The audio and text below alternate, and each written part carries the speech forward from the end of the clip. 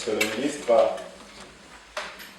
Madame, Messieurs les intervenants et experts, chers amis de la presse, je ne sais pas s'il y aurait quelqu'un de la presse ici, mais souvent ils sont toujours un peu discrets. Chers invités, Mesdames, Messieurs, je suis Sostène Lembela, le président de la plateforme. Je vous salue tous et vous remercie de nous rejoindre ce soir. La table ronde de ce soir sera dédiée sur les commissions consultatives sur le vivre ensemble culturel dans les communes. J'ai peur d'enfoncer des portes ouvertes en vous rappelant que nous vivions dans un pays paradoxal et sans conteste unique dans sa diversité. Paradoxal car malgré la présence de près de 50% des résidents étrangers et de plus de 225 000 travailleurs frontaliers, le Luxembourg est à la fois un pays ouvert et particulièrement tolérant. Mais c'est aussi un pays qui revendique clairement son identité nationale, en votant à plus de 80% le refus d'intégrer les étrangers au niveau politique. Rappelons-nous du référendum de 2015. Et qui insiste de plus en plus pour ériger le luxembourgeois en tant que langue d'intégration, alors que les enquêtes démontrent que ce n'est plus la langue la plus utilisée. Au Luxembourg, nous sommes à la fois un laboratoire de la construction européenne et un laboratoire du vivre ensemble au niveau national. Développer une politique de vivre ensemble est non seulement une obligation au Luxembourg, mais aussi un devoir. Un devoir rendu d'autant plus nécessaire par la résurgence des partis racistes et xénophobes qui font des percées très inquiétantes dans notre pays voisin et partout en Europe. Lors des dernières élections de dimanche dernier, nous avons dû constater qu'un élu du parti d'extrême droite, bien qu'il s'en défende, sera envoyé au Parlement européen. Le choix politique de mener une politique de vivre ensemble interculturelle est une très bonne chose. Pourtant, nombre de choses posent des questions. La zone de gris n'est pas si mince. Et ce soir, nous allons donc essayer de voir beaucoup plus clair dans l'application de la nouvelle loi du vivre ensemble interculturel. Repentez nos attentes? Ça, c'est la question. Avant de conclure, je tiens à remercier d'abord l'œuvre nationale de secours de Grand-Duchesse Charlotte pour les subsides. Et je tiens également à remercier le ministère de la Famille, des Solidarités, du Vivre Ensemble et de l'Accueil pour un soutien financier probable, parce que nous ne l'avons pas encore. Je tiens à remercier aussi les bénévoles de la plateforme Pilux pour votre temps pour faire avancer et rayonner le Pilux ASBL. Pour votre agenda, je tiens à vous annoncer la prochaine table ronde sera sur l'intégration par l'éducation. Et ça sera le 23 septembre 2024, donc c'est après nos vacances, et on le fera probablement si on aura la salle dans la salle de chambre des salariés, sous réserve. À la fin, un vin d'honneur vous sera offert avec la possibilité de prolonger encore des discussions. Sans plus tarder, je vais donner la parole à notre modérateur Paul Delenoy et je vous souhaite une très bonne soirée et vive le Pilux ASBL.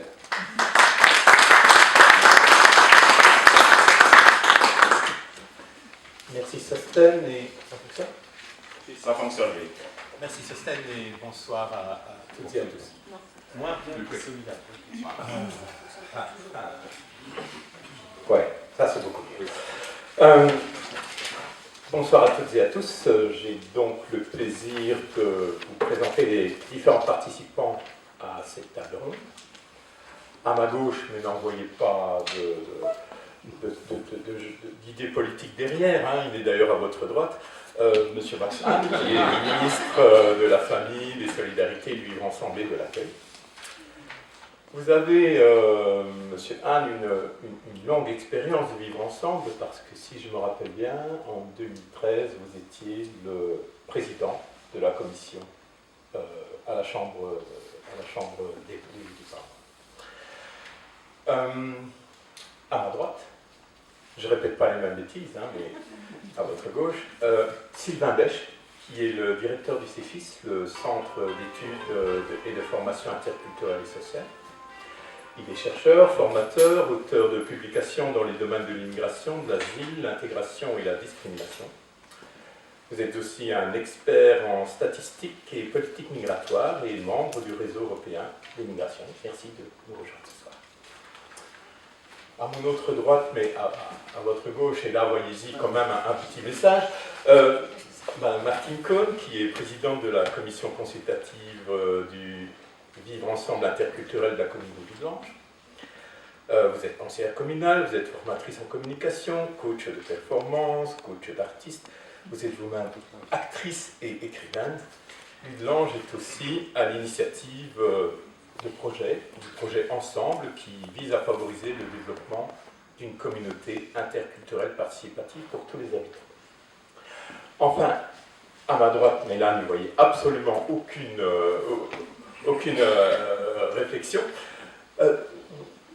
Madame Claire Gaillard, vous n'êtes pas présidente de la commission de la ville de Luxembourg. Par contre, vous êtes vice-présidente de l'ASTI. Vous êtes la seule étrangère de ce panel. Avec moi, mais moi je ne compte pas en tant qu'invité. Vous êtes arrivé au Luxembourg en 1997, vous avez rejoint en 1999, en bon belge, c'est 99, la commission d'intégration de la commune de Kopstal. Vous serez plus tard élu conseillère communale et puis échevine, avant de déménager à la ville de Luxembourg en 2007. Vous êtes maintenant membre de la commission de la commune qui compte le plus grand nombre d'habitants étrangers, 92 000 et quelques, et la plus grande proportion d'étrangers dans une commune, 71%. Je vous remercie vivement tous les quatre d'avoir accepté de participer à ce débat et à cette table ronde sur la mise en œuvre d'un volet important qui est la nouvelle loi de Vivre Ensemble qui a été votée en août 2023. Pour les bons assidus des conférences PUDUX, vous vous rappelez qu'avec Mme Cahin, on avait déjà fait une présentation de cette loi avant qu'elle soit votée. Elle est entrée d'ailleurs en vigueur le 1er janvier de cette année. Et donc, Monsieur le Ministre, vous avez certaines responsabilités. Compte tenu des spécificités démographiques du Luxembourg que ce stand a présenté, je ne vais pas revenir beaucoup là-dessus. Mais la discussion que nous aurons ce soir reste quand même d'une importance très primordiale et on doit se demander si ce n'est pas une utopie inatteignable que d'amener le vivre ensemble interculturel dans son optimum chez nous. Pour le voir, nous allons nous consacrer sur 4 thématiques et puis vous aurez la parole. La première thématique, nous allons essayer de comprendre ce que la nouvelle loi a changé. Un premier tour. Un deuxième tour, on va essayer de comprendre les difficultés de sa mise en œuvre. Et si on n'a pas, tant mieux, mais ça m'étonnerait. En troisième lieu, nous verrons que certaines communes, et tout à l'heure avec Mme Cohn, nous verrons ça, sur les différents projets d'intégration qui ont lieu dans les communes. Est-ce qu'elles sont complémentaires? Pas du tout. Est-ce qu'ils travaillent en silo? Est-ce que la commission est intégrée dans ce projet? Et enfin, je vous donnerai la parole pour vos commentaires, vos questions et vos réflexions. Alors, sans plus attendre, je vais poser en tout cas ma première question à Mme Gaillin, à Claire. Parce que vous êtes une active depuis, je ne sais pas, au moins 30 ans en tout cas, dans ces questions. C'est pas possible. Non, 25 alors, 25.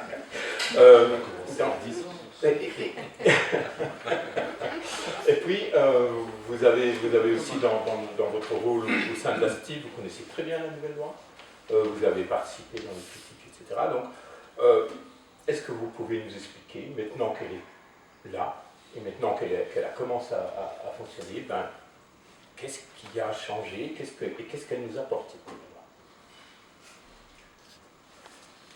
Merci beaucoup. Petite question, est-ce que j'ai assez de temps? Pas du temps. Du temps?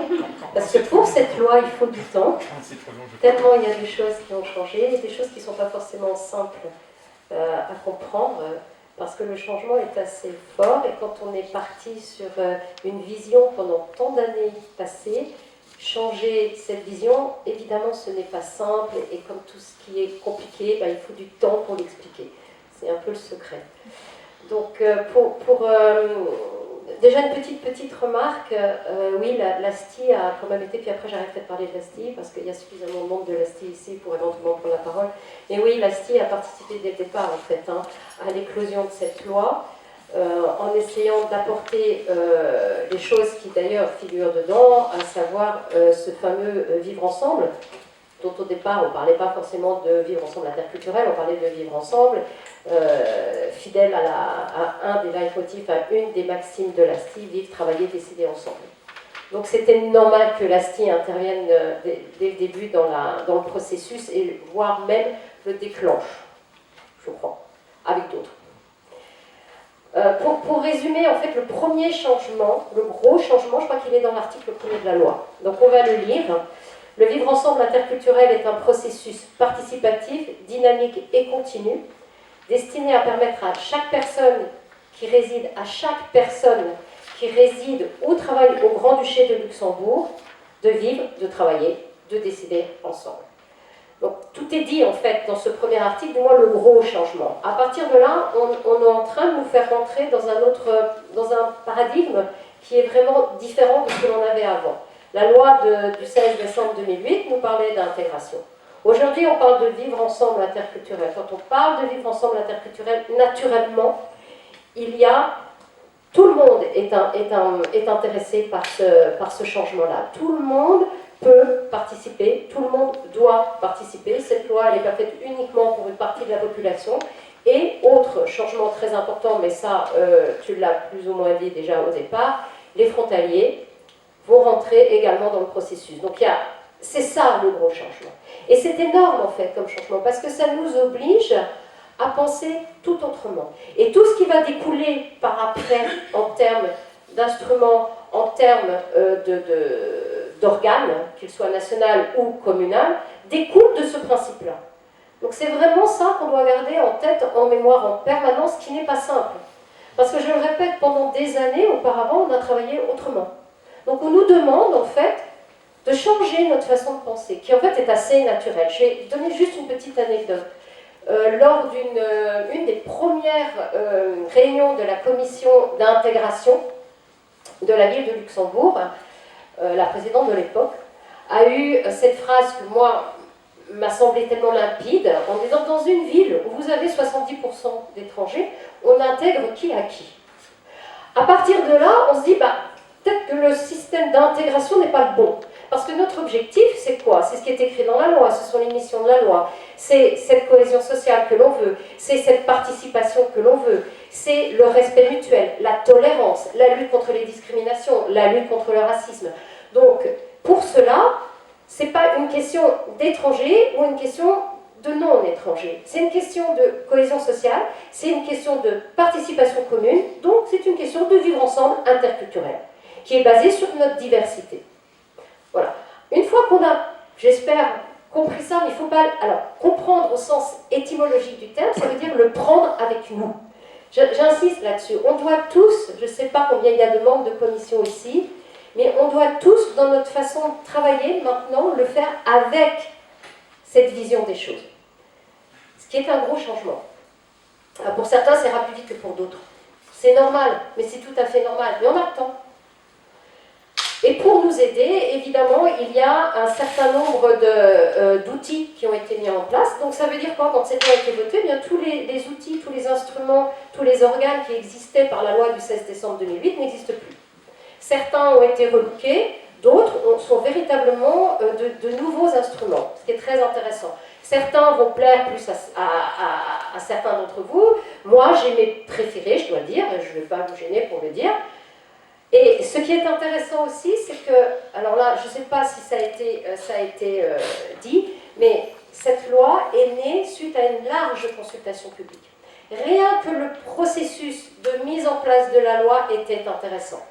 Je ne pense pas que dans tous les pays, et je pense à certains pays malheureusement, je ne pense pas que dans tous les pays on ait eu cette possibilité. Moi, en tant que membre du CNE, j'ai pu donner mon avis personnel, mais quelle chance! Donc j'imagine que pour des tas de gens, ça a été aussi très fructueux et très intéressant de participer à cette large consultation. Et cette consultation publique, c'était déjà un prémisse du vivre ensemble. Alors, qu'est-ce qui a changé en plus de tout ça? C'était déjà pas mal, hein. Des nouveaux instruments, donc le PAN, lui, il reste, mais attention, on n'est plus sur un PAN qui est centré sur l'intégration, on est bien sur un PAN qui est centré sur le vivre ensemble. Entre autres, eh bien, des appels à projets ou des projets qui permettent aux frontaliers et aux systèmes transfrontaliers de s'installer devient quelque chose d'important, ce qui n'était pas le cas avant. Ça, c'est pour le PAN. Autre instrument dont on avait déjà des pistes, mais qu'aujourd'hui on appelle le pacte communal. Le pacte communal du vivre ensemble interculturel. Alors, on avait quelques petits projets pilotes, pas des projets pilotes, on avait des communes qui ont commencé à travailler sur ces programmes-là. Bien avant, on avait le PCI. Donc, il faut savoir qu'il y avait très peu de communes en fait qui avaient signé le PCI, dont d'ailleurs la ville de Luxembourg, donc le plan communal d'intégration. Ensuite, il y a eu le pacte Tzimmelierden, qui est maintenant devenu le Gemeinpact. Et le Gemeinpact, c'est pas une petite chose non plus. C'est une commune qui s'engage vers le vivre ensemble et qui le montre au moment où elle va signer ce Gemeinpact. Donc c'est quelque chose qui est important, qui va obliger la commune à développer des processus participatifs, à inciter chaque citoyen à adhérer au pacte citoyen, à mettre en place un comité de pilotage. Et là aussi, le comité de pilotage, c'est une excellente chose. Avant, dans le PCI, il y avait aussi un comité de pilotage. Personnellement, j'en ai jamais vu la couleur. Mais là, ce comité de pilotage, il est constitué de membres de la commission du vivre ensemble interculturel, de représentants des associations au niveau communal, d'un coordinateur ou d'une personne qui va être là pour guider, accompagner, coordonner la mise en place du pacte, et puis aussi d'un membre, je crois, du conseil communal. Donc ce comité de pilotage, c'est déjà un processus participatif. C'est déjà la chance, entre autres pour les commissions, de travailler avec la commune. J'ai 2 minutes, c'est même pas la peine. Si, allez, sinon... Ok, j'arrête. Sinon, j'invite que toi. Ouais. Ok, pas de souci. Je voudrais juste insister sur alors un autre outil qui, lui, n'est pas quelque chose qui a été redesigné, mais qui est vraiment nouveau. C'est le pacte citoyen. Le pacte citoyen, c'est quelque chose qui n'existe pas dans tous les pays. C'est en fait l'engagement. Alors, le pacte communal, c'est l'engagement de la commune, mais le pacte citoyen, c'est l'engagement du citoyen d'une commune. Qu'il travaille ou qu'il réside, qu'il habite dans la commune. Donc, c'est un engagement du citoyen qui va forcément déboucher vers une participation citoyenne et qui ouvre les portes à ce qu'on appelle le programme du vivre ensemble interculturel. Alors, après, si on a un peu de temps, on pourra en reparler du programme, parce qu'il y a encore des choses qui doivent être développées. Voilà, donc malheureusement, je ne peux pas aller plus loin. Mais vous voyez, il y a certains outils qui ont été relookés, puis il y en a d'autres qui ont été véritablement mis en place pour la première fois, comme le pacte citoyen. Parce que n'allez pas me dire que le pacte citoyen, c'est le CAI. On oublie. Voilà. On pourra en reparler par après. Et puis, il y a 2 organes, je fais vite. Il y a le Conseil supérieur du vivre ensemble interculturel. Je suis certaine qu'on va en reparler.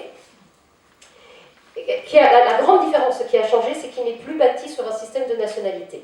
Ce n'est pas notre problème. Notre problème, c'est... Là encore, des personnes qui sont motivées, sensibilisées vers le vivre ensemble et vers la diversité et qui veulent construire ensemble et participer ensemble. Et l'autre petit point nouveau aussi, c'est que les membres de ce conseil sont à la fois des personnes nommées, des personnes élues. Les personnes élues sont justement les membres des commissions consultatives, non consultatives d'ailleurs, des commissions communales. Voilà.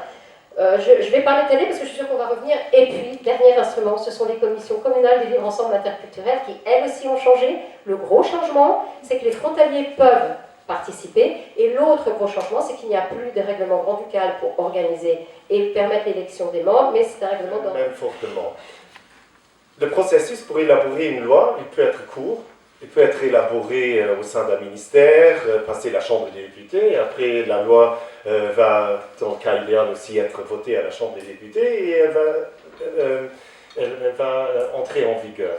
Là, le chemin a été choisi par Corinne Kahn, et j'ai pu, en tant que député, membre, respectivement président de la Commission de la famille, et responsable aussi sur l'intégration, j'ai pu suivre tout ce parcours. Mais je crois ce qui est un peu extraordinaire avec cette loi, c'est qu'après le vote de cette loi, il y a beaucoup de travail qui commence. En fait, on peut dire que c'est une sorte de base sur laquelle on peut maintenant travailler. Je m'explique. La base, à part les choses que Claire a déjà dit, alors je n'ai plus besoin de répéter, elle crée quelque chose que, en tant qu'acteur politique communal pendant presque 18 ans, qui m'a manqué. En tant que bourgmestre et échevin, conseiller communal, mais aussi le personnel, on a beaucoup de missions qui sont aussi octroyées par l'État, et on n'a peut-être pas les moyens techniques ou financiers pour les assumer. Ce sont deux choses qu'on a essayé avec cette loi d'améliorer. D'un côté, le ministère a pu, pendant les dernières années, déjà avoir un pool de 5 personnes qui sont là pour conseiller les communes, les conseillers du vivre ensemble interculturel. Et de l'autre côté, on a aussi donné les moyens financiers aux communes, encore, pour justement s'épauler au sein des communes de créer des coordinateurs où ils ont un budget de 30 000 € par commune, par coordinateur. Je m'explique, s'il y a 3 communes, elles peuvent se regrouper, engager un coordinateur, ils n'ont pas les 30 000, mais ils ont 90 000 à disposition justement pour développer le vivre ensemble dans leur commune, que d'ailleurs il y a beaucoup de communes qui font ça. Il y a même un groupement, je regarde Andems, responsable de maison, ils sont à 10 si je ne me trompe pas, qui se sont regroupés, qui peuvent vraiment créer un pool d'experts au sein de leur administration, quelque chose qui est aussi, il y a bien évidemment aussi soutenu par notre ministère, mais nous sommes bien contents aussi s'il y a une commune qui dit nous on veut notre propre coordinateur. De l'autre côté, on a des commissions consultatives. Les commissions consultatives, et là aussi j'ai pu faire un tout petit peu d'expérience les dernières années. Normalement les gens sont très engagés au début, ils ont des bonnes idées, et après un certain moment, peut-être après 1 an, après 2 ans, une législature communale dure 6 ans, il y a quand même un petit peu un moment où les membres changent, où ils n'ont plus envie, ou je ne sais pas quoi, il y a la motivation en fait qui se perd sur le parcours, et ça c'est quelque chose que j'ai toujours regretté, et c'est pour cela qu'on a les acteurs comme le CEFIS, l'ASTI, où on est en train déjà de leur donner des missions pour soutenir, pour motiver les commissions en organes supplémentaires des coordinateurs et des conseillers. Parce que je trouve que c'est très important, et c'est pour cela qu'ils font un peu le tour. Le CEFIS fait le tour des communes, des commissions consultatives, pour justement un peu expliquer qu'est-ce qu'est la nouvelle loi, quelle est votre situation. Il faut une analyse détaillée de la commune. Et en fait, je veux que les acteurs du terrain, nos partenaires, vont suivre le processus des communes pendant les prochaines 6 années, parce que c'est très important de garder la motivation, de créer des best practices. C'est d'ailleurs ce que je vais faire aussi avec les différents coordinateurs, conseillers, parce qu'il n'y a pas une commune, ni celle du Lange, celle de la ville de Luxembourg, et les 98 autres communes d'ailleurs non plus. Si j'ai une bonne idée dans une commission, tous les autres, on va vivre ensemble, et 100 communes peuvent aussi apprendre une de l'autre. Et ça, c'est un but essentiel, parce qu'il y a beaucoup de communes qui font des choses très magnifiques dans leur commune pour promouvoir le vivre ensemble dans leur commune. Quelque chose qui va m'aider en tant que ministre, à part la société civile, les partenaires sans lesquels on n'aurait pas pu être là où nous sommes aujourd'hui, parce que j'ai l'impression que beaucoup a été écouté sur le terrain. Je peux vous promettre que je vais faire ça. Je peux pas être d'accord avec tout, mais c'est idem pour l'autre côté, mais je suis en fait ouvert au dialogue et aux bonnes idées pour améliorer le vivre ensemble au Luxembourg. Je crois que les acteurs l'ont remarqué déjà pendant presque une année, parce que ça fait presque un an que j'ai la grande chance d'être responsable au sein du ministère de la Famille et de l'intégration, et à partir de novembre, même dossier, mais nommé différemment, vivre ensemble interculturel. Quelque chose que j'ai d'ailleurs appris la première fois en discutant en tant que député avec Sergio et avec Claire, où il m'a expliqué pourquoi eux, ils préfèrent le terme vivre ensemble, et je leur ai donné raison, et Colin Kahn d'ailleurs aussi. Venons, parce que je ne veux pas parler trop longtemps, encore autre chose très importante pour moi, à part ce que je viens de décrire, c'est que j'ai besoin d'un organe à me conseiller, à développer des idées, à donner des avis sur des propositions de loi, sur des plans d'action nationale, comme celui du vivre ensemble, comme celui sur le racisme, sur les discriminations, où j'ai besoin des partenaires qui vont m'aider. Et quand je dis aider, je pense que le vivre ensemble se fait beaucoup aussi au niveau communal. C'est pour cela que j'ai commencé aussi avec cet aspect-là. Et le Conseil supérieur du vivre ensemble, qui est composé de 30 membres et de 30 membres suppléants, c'est-à-dire en tout 60 membres, on a fait le choix d'avoir la majorité des 30, c'est-à-dire 16 fois 2 avec les suppléants, qui viennent du secteur communal, et en fait, à vrai dire, ils sont même à 18, parce qu'il y en a 2 du Civicol qui sont membres aussi, il y en a même 18 et 30, respectivement le double avec les suppléants, qui viennent du secteur communal, parce que c'est un secteur qui est très essentiel, c'est le premier lieu où on se présente, et c'est le premier contact qui compte, c'est pour cela que tous les efforts que je viens de décrire tantôt nous tiennent à cœur. Mais j'ai besoin aussi de ces acteurs à côté des acteurs des différents ministères à relever et de la société civile qui forment le reste de cet organe suprême, le Conseil supérieur, j'ai besoin d'acteurs communaux. Et ce qui n'a jamais encore été le cas, c'est pas moi qui choisis ces 16 fois 2 membres, mais ce sont les 1200 personnes qui sont engagées dans les 100 communes, dans les commissions du vivre ensemble.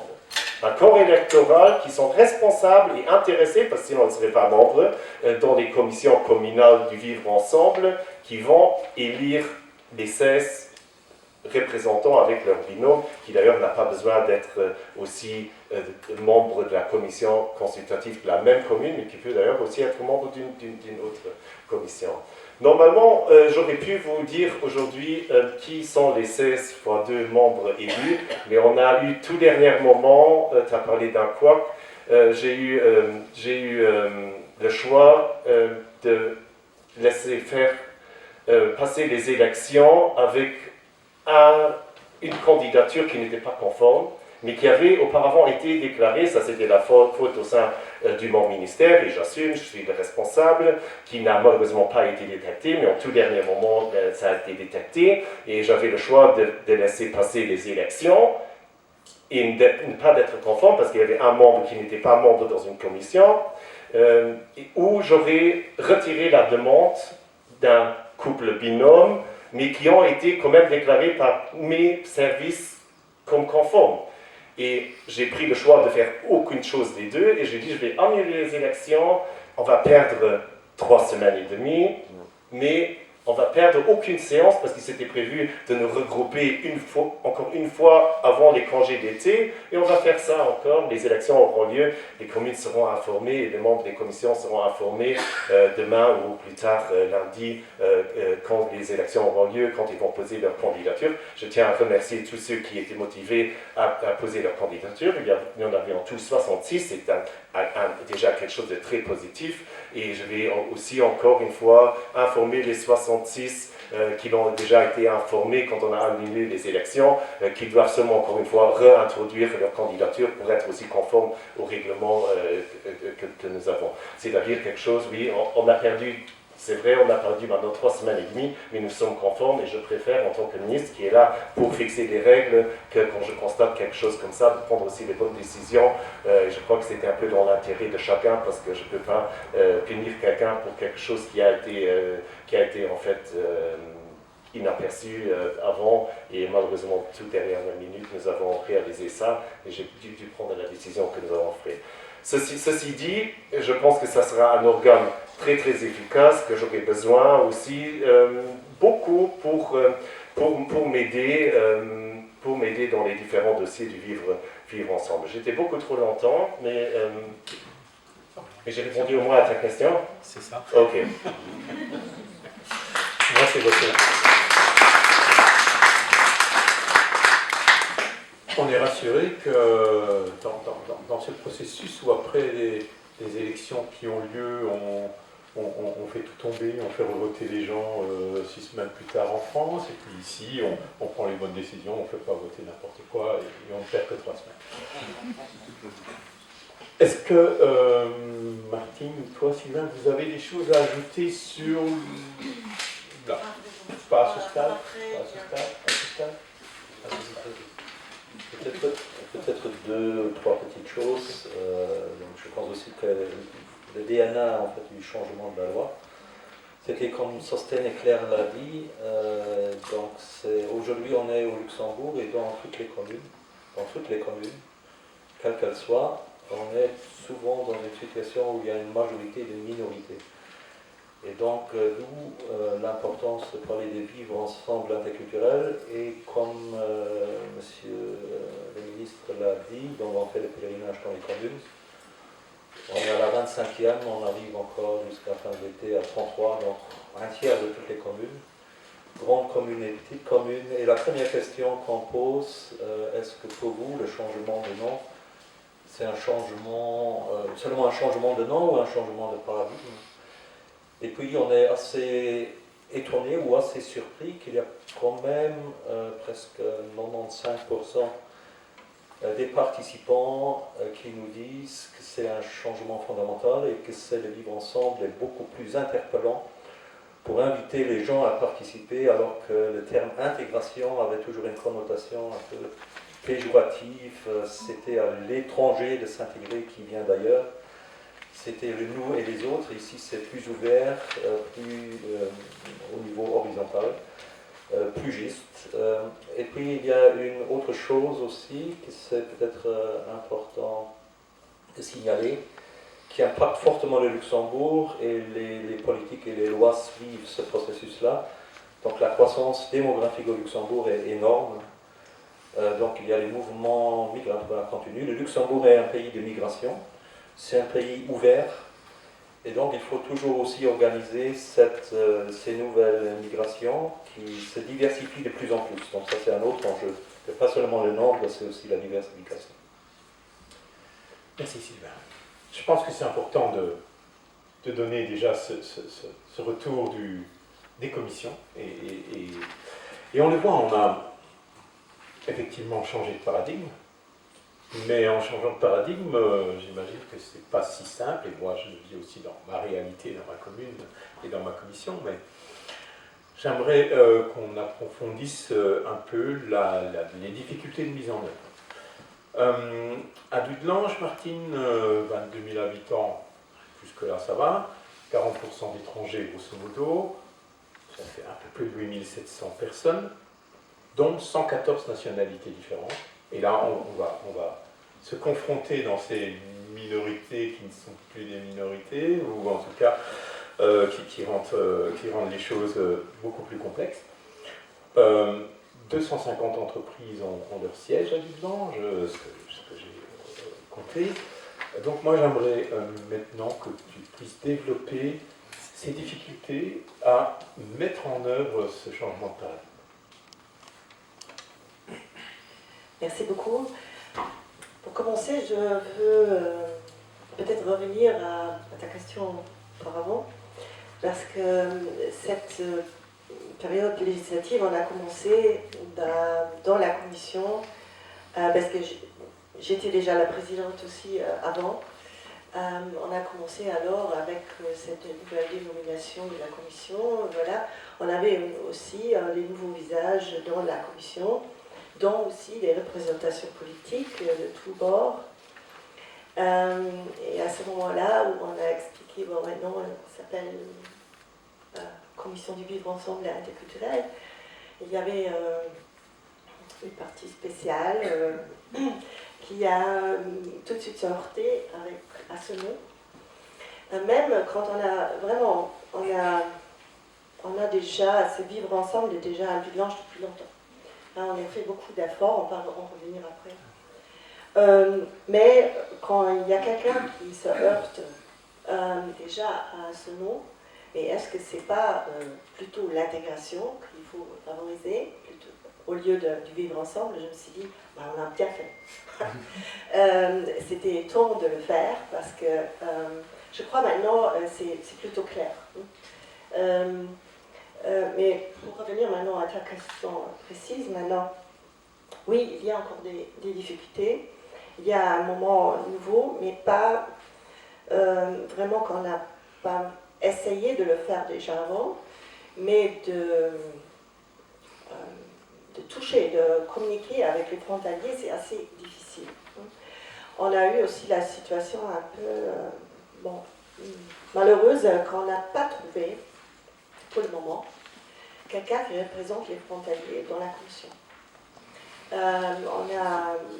On a vraiment essayé de, maintenant sur le plan plutôt traditionnel, parce qu'on a remarqué maintenant il faut agir autrement aussi. Et c'est bien aussi de se mettre en question, aussi point de vue communication.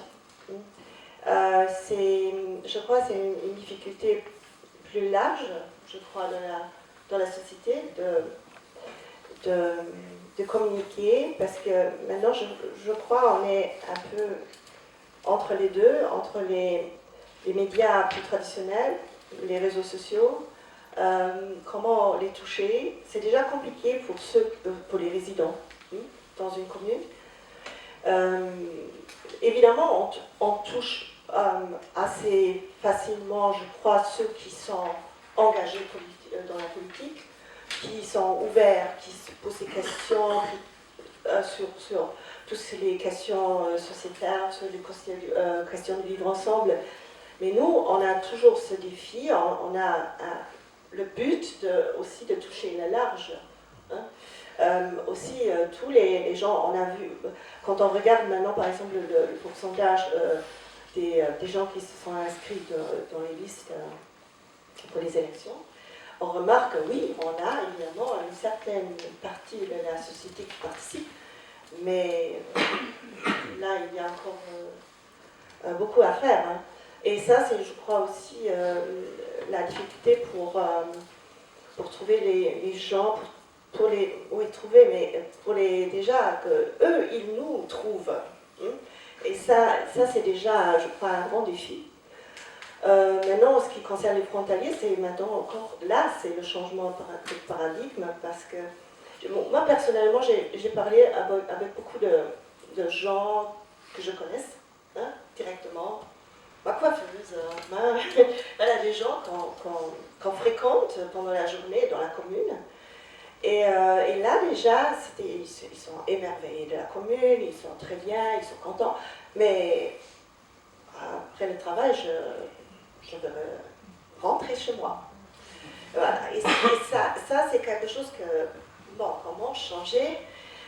Évidemment, on peut changer peut-être quelques-uns, mais ça ne me suffit pas. Moi, personnellement, ça ne me suffit pas. Alors, peut-être on va revenir par après, où sont les solutions.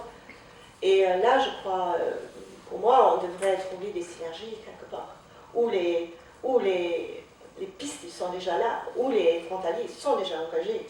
Et pour le moment, je crois, avec cette nouvelle loi, on était un peu surpris sur le terrain, en tant que commission. Je veux dire, et là, on a beaucoup discuté aussi, sur tous les niveaux. J'ai discuté avec les échevins, j'ai discuté avec les frontaliers, j'ai discuté à gauche et à droite. Et je crois, et là, il faut je crois, se rassembler plus pour trouver, pour convaincre quelqu'un à s'engager dans une commune où on travaille et pas dans la commune où on habite. Et voilà, je laisse ça pour le moment, parce que je crois après, parce que j'ai des idées, mais pour le moment, je crois que ça suffit. Claire, merci beaucoup. Les difficultés, on en a, mais on en avait déjà. Hein. Donc, c'est peut-être pas les mêmes, mais il y en avait. Et une des premières difficultés qu'on avait, je crois, avec l'ancien modèle de la commission, c'est qu'elle était... Alors, d'abord, petite remarque, hein, les commissions qu'on a actuellement, vous avez remarqué, il y a un C en moins, donc il y a le consultatif qui n'est plus là. Je ne sais pas trop comment on doit en parler, comment penser à ça, parce qu'en fait, dans les missions, les choses n'ont pas complètement changé, en ce sens que la commission du vivre ensemble doit rester en contact avec le conseil communal, le collège échevinal surtout, peut, à la demande du collège échevinal, émettre des avis, peut aussi s'autosaisir. Donc ça n'a pas vraiment changé. Pourquoi on a enlevé le consultatif, ça je ne sais pas, peut-être c'était trop long de mettre un CCCVEI, je n'en sais rien. Mais bon, petite remarque. On avait donc déjà des difficultés, en particulier ce passage, ce lien entre un conseil communal, un collège échevinal et notre commission n'était pas suffisant. On ne pouvait pas fonctionner de manière efficace comme on aurait voulu le faire avec le collège échevinal. À voir si les choses vont changer, je n'en sais rien.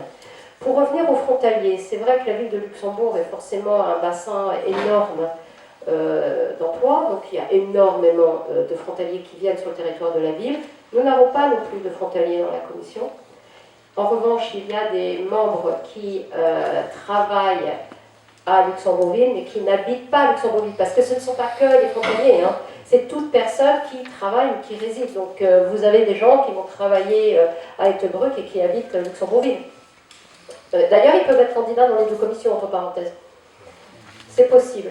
Bon, ça c'est effectivement quelque chose que l'on a, et c'est vrai que les frontaliers, à notre regret, ne sont pas présents.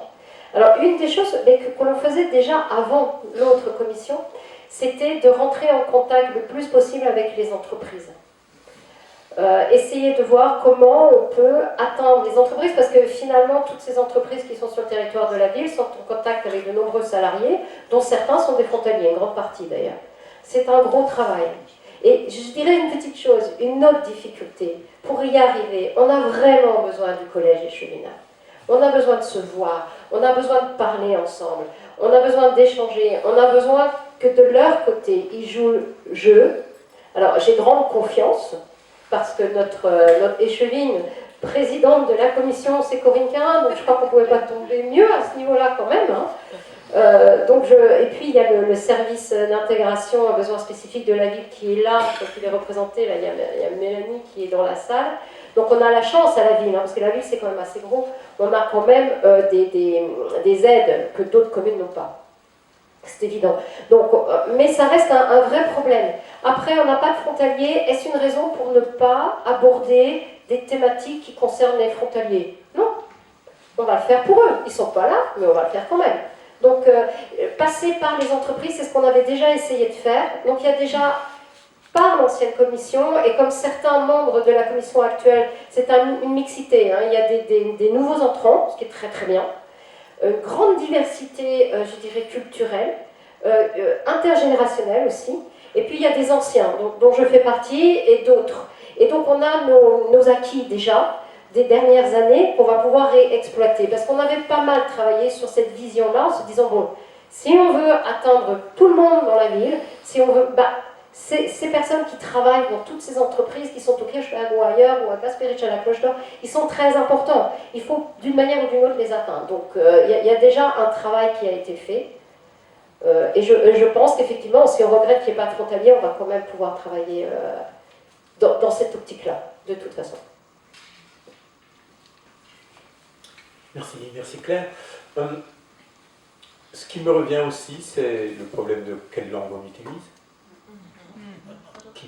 Quelle langue on utilise au sein de la commission, et ça me revient souvent, on me dit, chez moi, on tient les réunions luxembourgeois, ou on les tient, on ne traduit pas, on ne laisse pas tout le monde s'exprimer.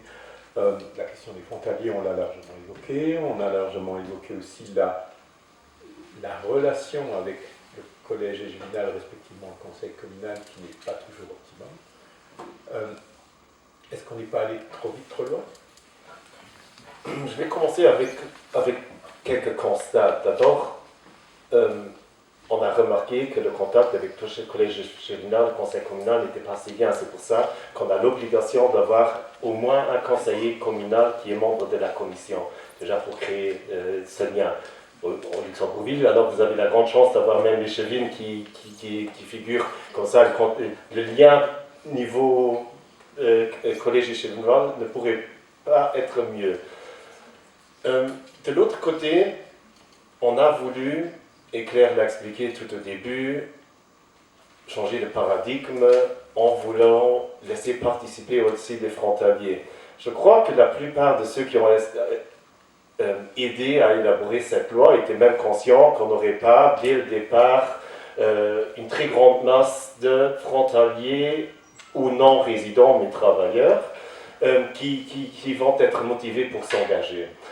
Mais déjà, en l'ayant comme une des priorités de la nouvelle loi, c'est quelque chose, et je trouve que Martine, qui est très engagée dans ce domaine-là, le prouve. Elle n'avait peut-être auparavant pas, c'était pas le focus quand elle a parlé avant de l'intégration, elle n'a pas peut-être pensé tout de suite à l'intégration.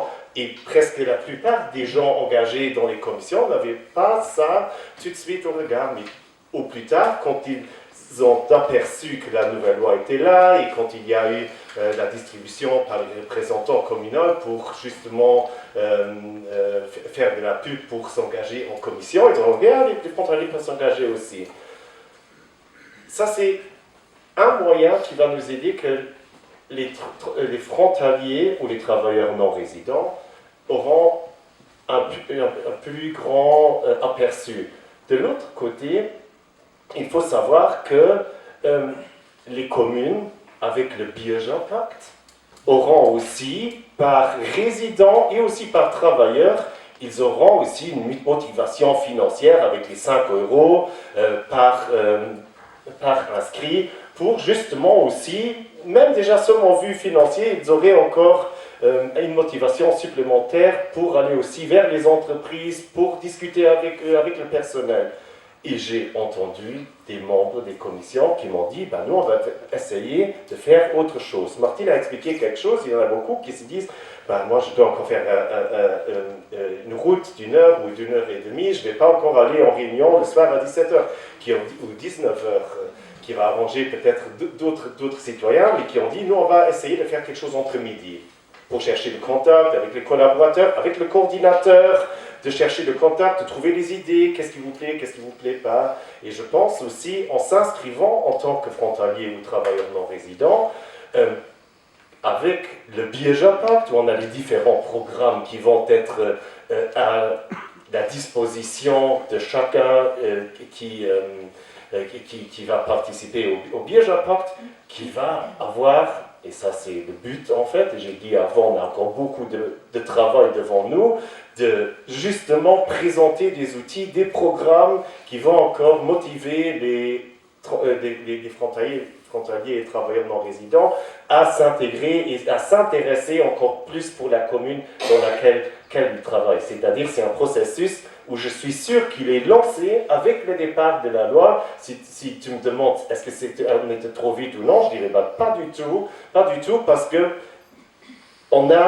on n'aurait pas pu commencer plus tôt à se poser des questions qu'on n'a pas fait avant, et la loi permet de créer le cadre et donne des instruments pour justement intégrer aussi les frontaliers et les travailleurs non résidents. C'est à moi le mérite d'être clair. Je me tourne vers toi, Sylvain, vers l'expert. Alors, on a changé de paradigme, mais tout n'est pas si rose que ça. Tu as eu, comme tu l'as expliqué, sur le terrain, au moins auprès de 25 communes, au moins auprès de 25 commissions, etc. etc. Qu'est-ce que tout ça t'inspire? Oui, donc la question qui revient régulièrement, c'est effectivement les frontaliers. D'ailleurs, il y avait aussi parfois des choses intéressantes qui ont été proposées par des participants, à savoir que des fois c'est plus facile à des communes limitrophes au Luxembourg où il y a des frontaliers qui résident, de s'engager dans l'autre commune, de l'autre côté de la frontière au Luxembourg, que d'aller forcément à Luxembourgville, parce qu'ils ont déjà en fait des liens sociaux parfois et des activités dans la commune voisine de l'autre côté de la frontière. Donc ça c'est à ce niveau-là. La deuxième chose, il faut savoir, et ça, il n'y a pas de données au Luxembourg qui permettent de dire combien de frontaliers travaillent dans les communes du pays. Donc il y a en fait, factuellement, on ne peut pas dire combien de frontaliers travaillent dans une commune, on peut seulement dire combien de frontaliers travaillent pour la ville. Donc c'est le siège social de l'entreprise qui est prise, ou le siège du Cactus, et donc on n'a pas ces données-là. Donc ça c'est un problème seulement au niveau factuel.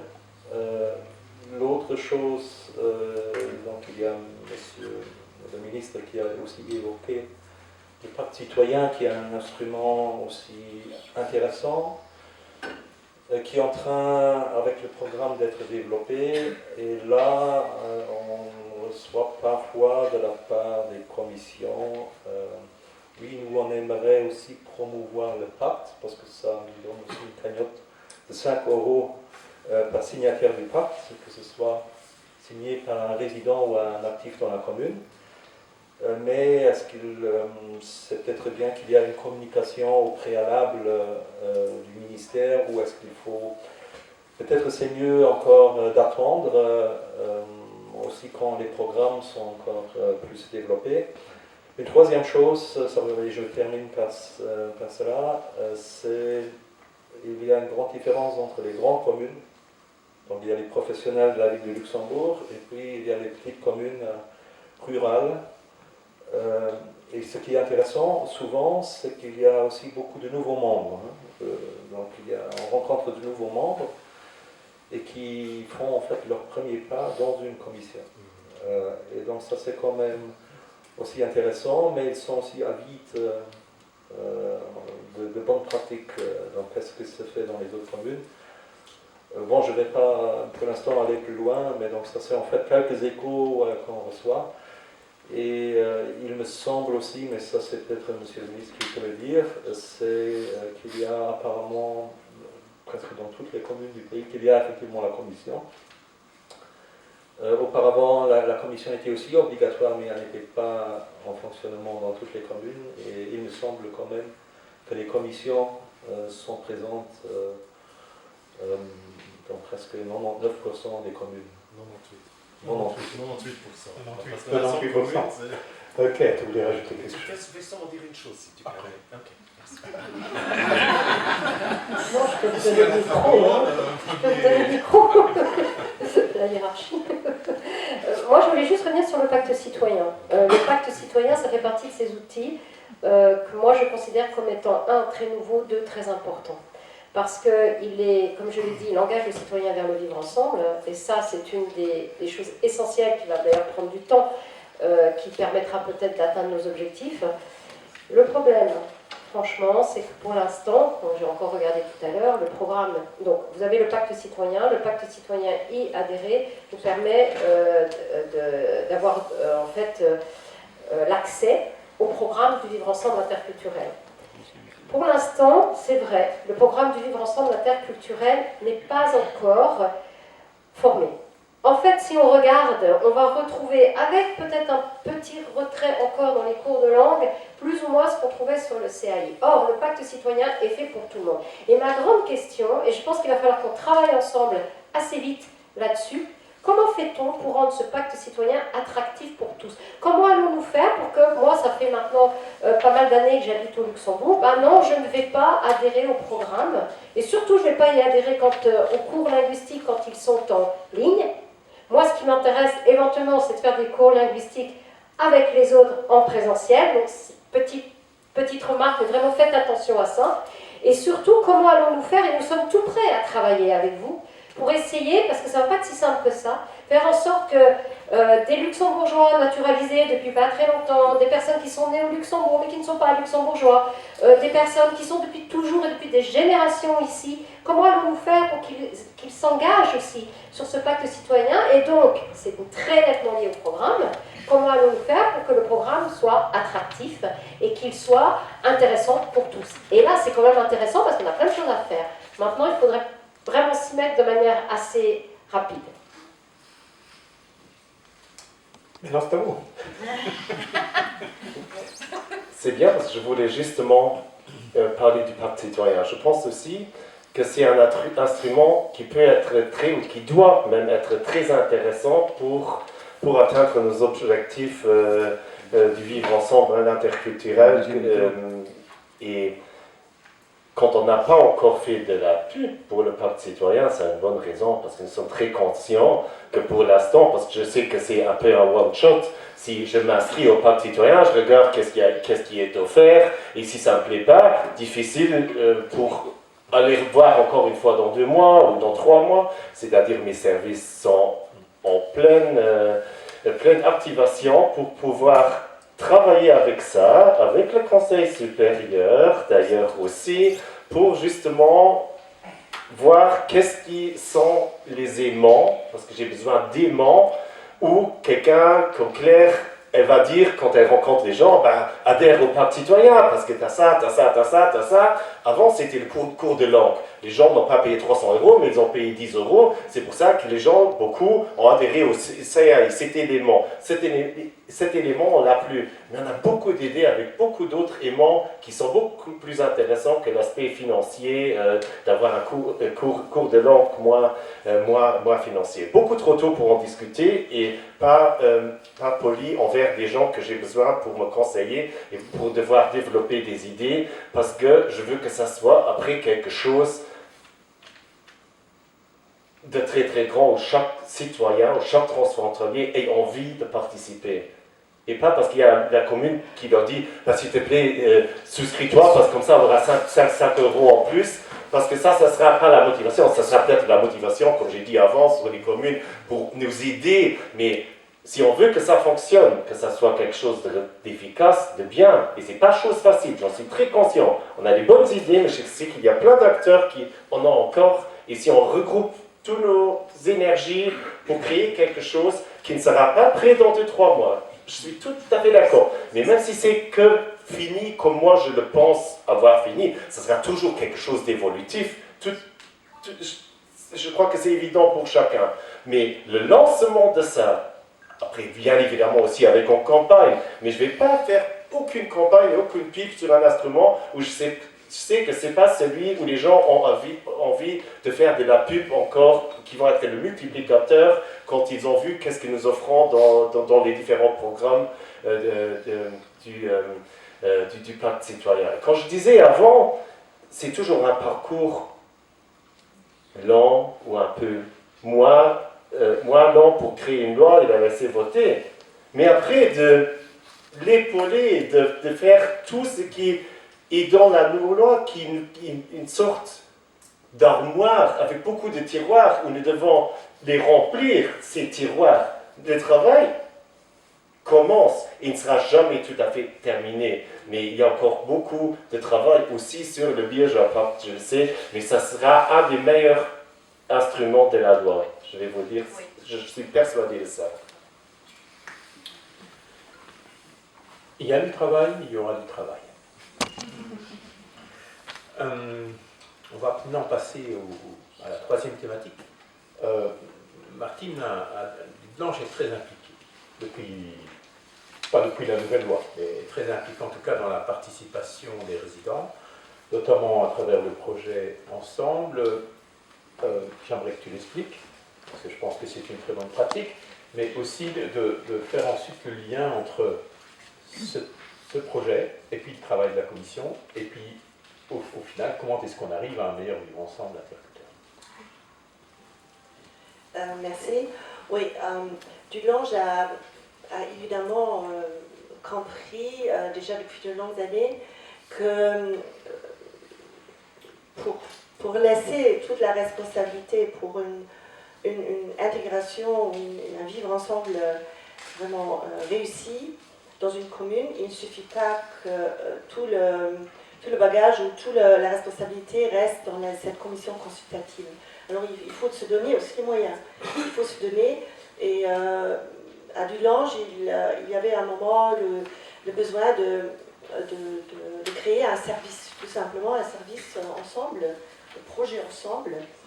Et ce service, qui est doté de 3 personnes, ce sont plutôt des éducateurs ou des assistants sociaux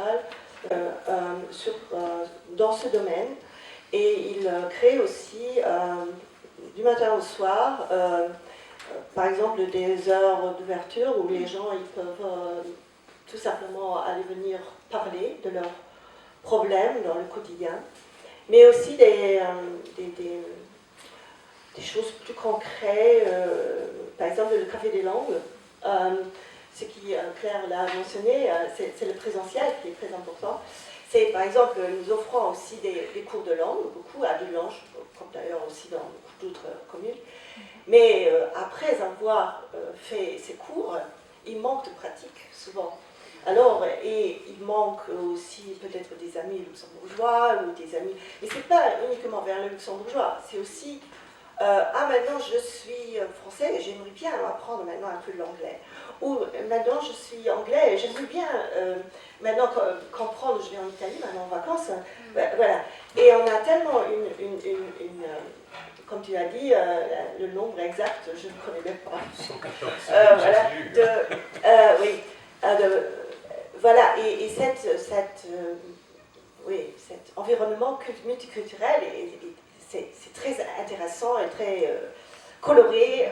Et voilà, j'adore. Mais voilà, ce sont des gens qui aimeraient bien s'exprimer ou échanger. Ou, voilà. Et il y a évidemment beaucoup de demandes aussi pour le luxembourgeois. Et nous organisons alors une fois par mois, tous les 2 semaines, un café des langues où dans une salle de la commune, il y a des tables avec des petits drapeaux.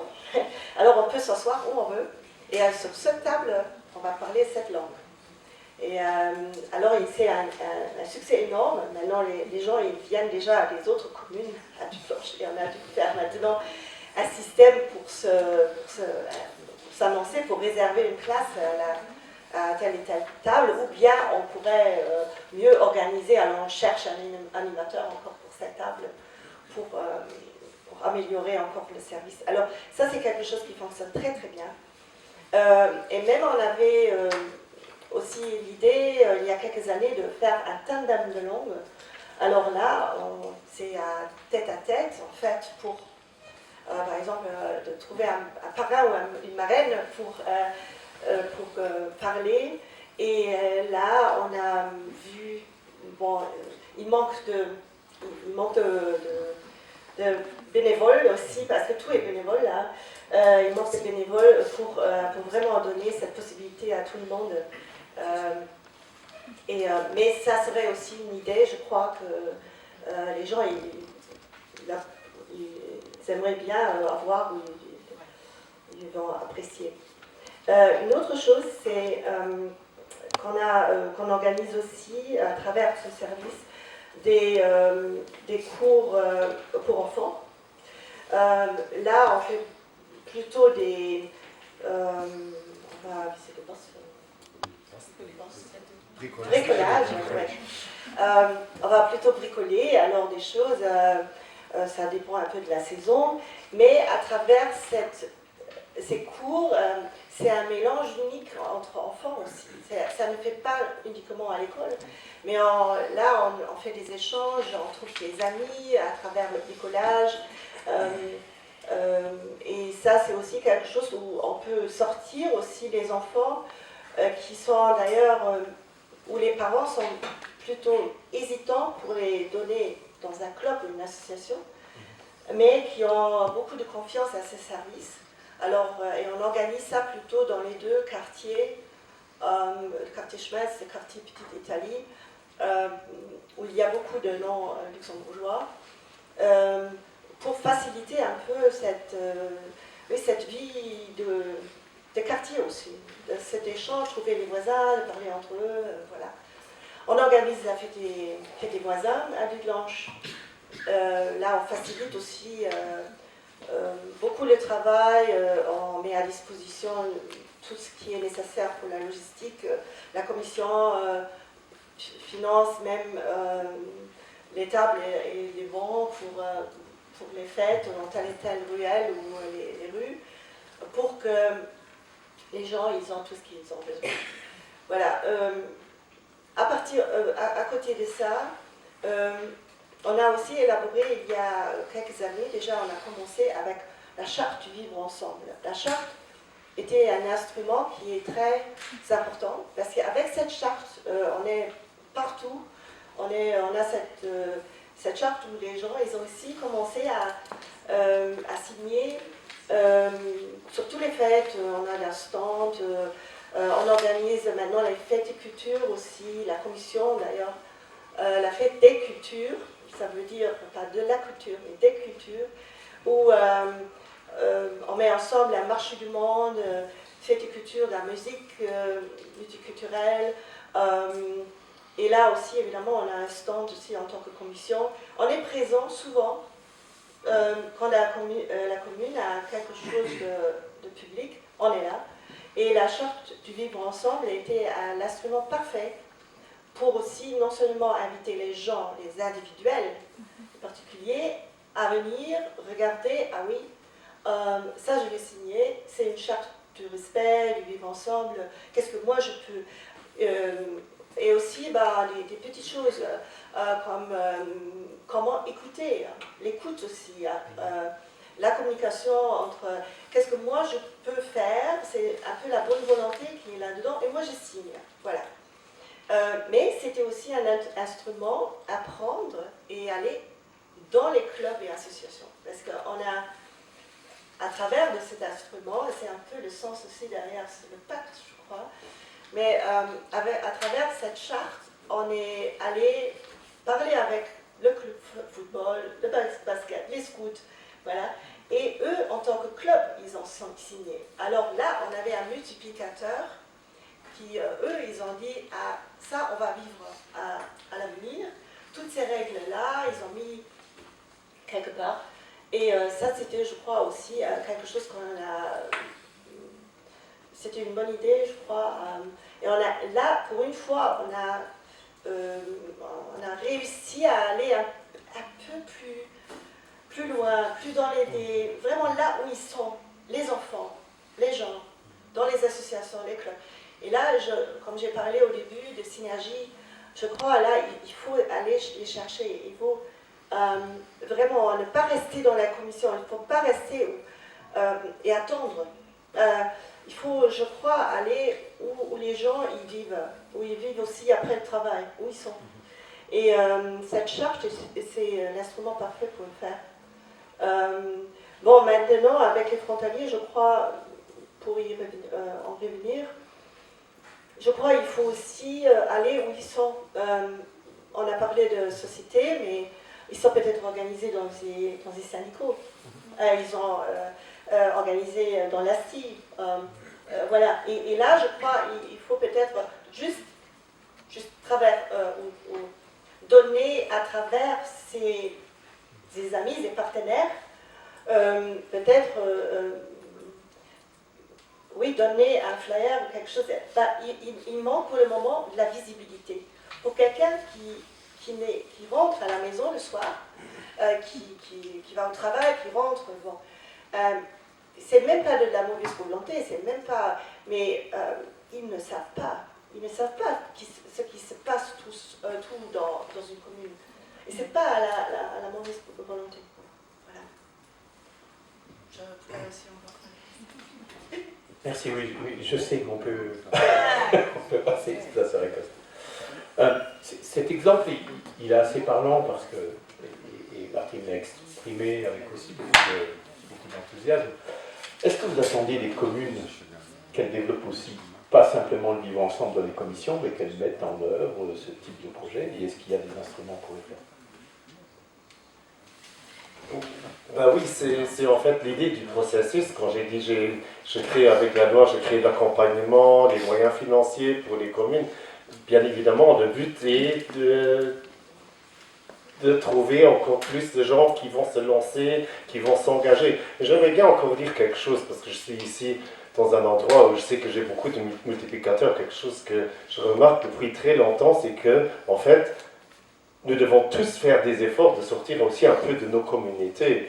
C'est quelque chose où presque chaque communauté a un peu le premier réflexe de se regrouper avec les gens de la même nationalité, de la même religion. Et nous devons tous faire des efforts dans ce domaine-là. Et quand tu as parlé maintenant des frontaliers, peut-être aussi quand des communes ou des clubs font des affiches, peut-être qu'ils font aussi dans des entreprises où ils savent qu'il n'y a pas beaucoup de résidents qui y sont. Pourquoi pas dire on a besoin de quelqu'un qui joue de la flûte pour s'engager dans notre ensemble, on a besoin d'un entraîneur de foot pour les jeunes, ou je ne sais pas quoi, qui veut s'engager, parce qu'il y a aussi beaucoup de gens qui veulent s'engager quelque part, ils passent presque toute la journée au Luxembourg, ils retournent, et ils sont un peu peut-être aussi pas au Luxembourg, mais ils sont un peu dans un dortoir là où ils habitent, ils reviennent de nouveau travailler, peut-être qu'ils veulent passer aussi un moyen agréable. Mais pour répondre à ta question, c'est le but de la loi, et c'est en fait les efforts des associations, la motivation des associations qui mettent dans ce domaine-là, et aussi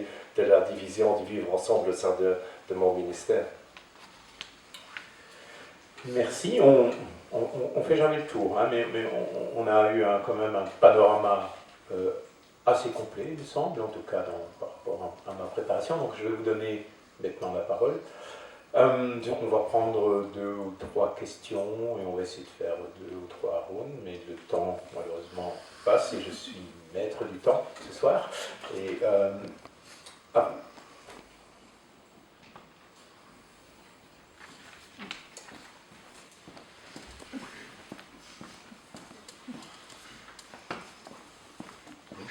ici devant. Ah là-bas. Ok, 3. Bonjour, je m'appelle Philippe, je fais partie de la commission consultative de Schengen, de la culture et du vivre ensemble. Et depuis peu, je me suis inscrit en fait dans cette commission parce que j'ai participé aux formations de multiplicateurs auprès du CEFIS et on m'a fortement motivé pour le faire. Alors j'ai participé donc multiplicateur pour les élections communales et aussi multiplicateur pour les élections européennes parce que j'étais très intéressé.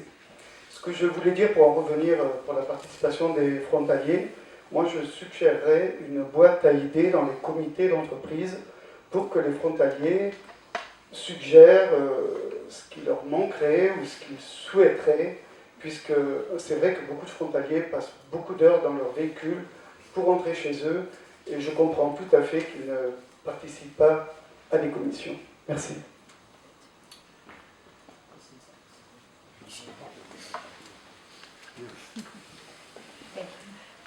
May I speak in English? Is that okay? So, good evening. My name is Giselle Andrade. I'm a project manager by profession, and in terms of work with the community, I'm originally from Cabo Verde, and I grew up in Portugal, and I lived in England, and then I'm here. So I'm very engaged with my Cape Verdean community and Portuguese community here. I've been appointed by our ambassador as the focal point for the Cape Verdean community here in Luxembourg. And we've been doing a lot of work with our community, and we have a lot of associations, Cape Verdean associations for different areas.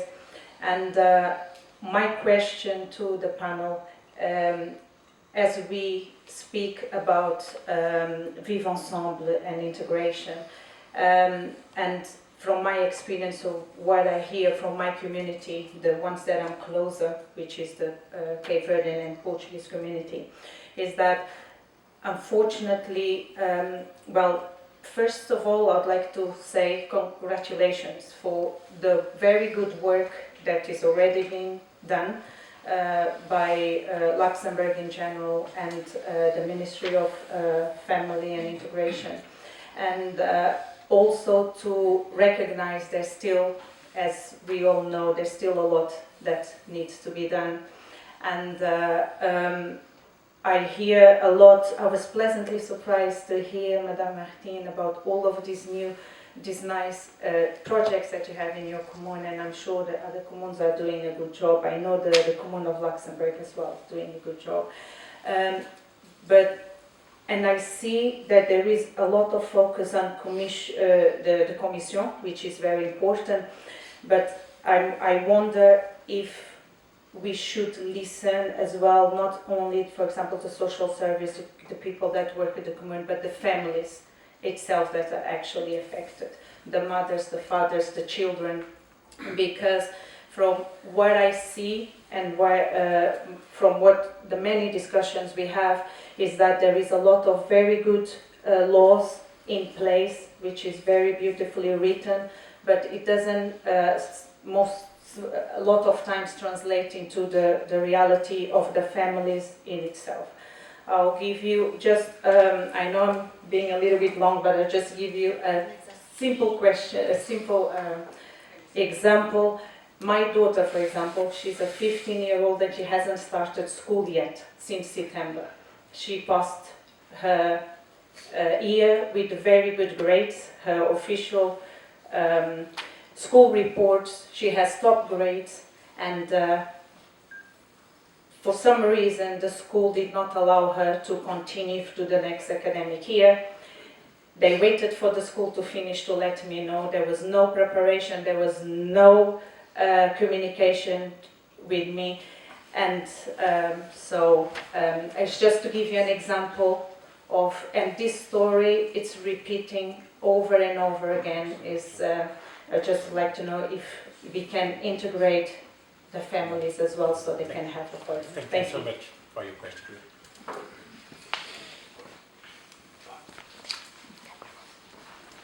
Monsieur.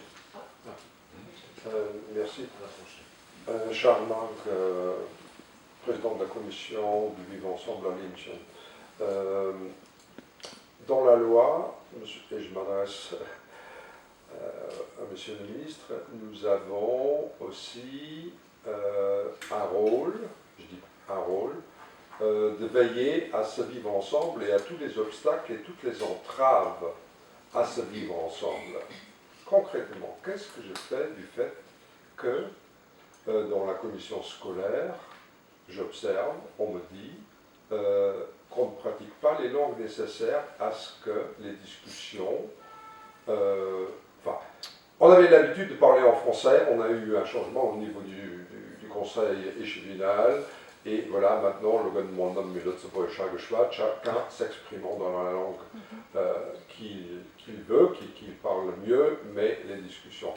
Ce que je veux dire, donc, on est quelque part un mini-observatoire communal du vivre ensemble. Hein. Quels sont nos moyens si nous constatons des soucis, des problèmes? Est-ce qu'on nous reportant au conseil communal, au CNT, ou je ne sais pas à qui? Ou est-ce que je me trompe dans la lecture de la loi?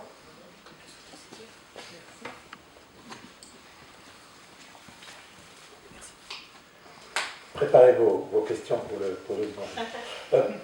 Première question, Philippe, bon, c'était une idée de Schengen, mais aller vers les entreprises, aller vers les comités d'entreprise. Tout à l'heure, Martine, tu parlais d'approcher les syndicats. Est-ce que vous avez d'autres éléments à rajouter? Peut-être d'offrir des activités, des échanges entre midi, peut-être tout de suite après le travail. Vous avez dit que les gens sont longtemps en voiture, peut-être tout de suite après le travail, ils seraient disponibles parce qu'ils se disent je veux m'engager, je veux faire quelque chose, mais je ne vais pas attendre encore 2 heures, modèle classique, de 17 à 19 heures, encore attendre 2 heures où j'ai rien à faire. C'est-à-dire ce sont aussi des idées où j'entends qu'il y a des communes qui se lancent dans ce domaine-là. Vous n'avez pas pensé à leur offrir un chauffeur? Non, non. La question de Gisèle. Le point des familles. Alors effectivement, dans l'intégration, quand on travaille, on est plus facilement intégré que quand on ne travaille pas. Quand on est avec les enfants, on est plus facilement intégré dans les clubs que quand on n'en a pas. Mais il y a aussi toute une partie de la population qui reste assez éloignée et probablement dans sa communauté. Je donne sans doute d'abord à Claire. Oui. En fait, je pense que les deux interventions peuvent se lier. le vivre ensemble interculturel, c'est quelque chose qui est transversal. C'est-à-dire que quand on se lance dans le vivre ensemble, automatiquement, on va aborder les problèmes des familles, les problèmes de l'éducation. Ça fait partie des choses évidentes. Moi, j'ai bien aimé cette... Parce que je fais vraiment le lien entre les deux, parce qu'elle est partout. Je voudrais juste faire un tout petit rappel en arrière historique. À l'époque, on avait des commissions pour étrangers. Il y avait, je le sais parce que je l'ai fait, il y avait, donc c'était avant les commissions pour intégration, il y avait un représentant de la commission pour étrangers qui venait aux réunions de la commission scolaire. Donc il faisait le lien. Et je trouve quand même dommage qu'il n'y ait plus cette possibilité, parce que les commissions sont des outils de proximité. Ils sont dans toutes les communes. Là, on va mettre à part la ville de Luxembourg, parce que c'est un gros territoire. C'est quand même beaucoup plus compliqué. Mais sur les autres communes qui sont plus petites, grâce aux commissions du vivre ensemble interculturel, on a de la proximité qui intervient. Et le vivre ensemble interculturel, c'est quelque chose de transversal. Et pour répondre à la question, si à un moment donné, on identifie des difficultés à l'école, la maison des jeunes, bref, quelque chose qui a un lien avec l'éducation, mais évidemment, la commission doit en faire part au collège échevinal. Évidemment, elle en a le pouvoir, elle peut le faire. Elle peut s'auto-saisir, elle peut émettre un avis, elle peut faire des analyses, elle peut rencontrer des gens, elle est libre de ça. Et je pense qu'elle doit le faire, parce que c'est tout l'intérêt. Sinon, à quoi ça sert d'avoir ces commissions qui vont pouvoir aborder plein de thématiques différentes, travailler avec d'autres commissions? Parce qu'on parlait de synergie, bien sûr, il y a des synergies avec les associations, mais entre commissions, on peut faire énormément de synergies. Et cette commission du vivre ensemble interculturel peut aussi servir à ça.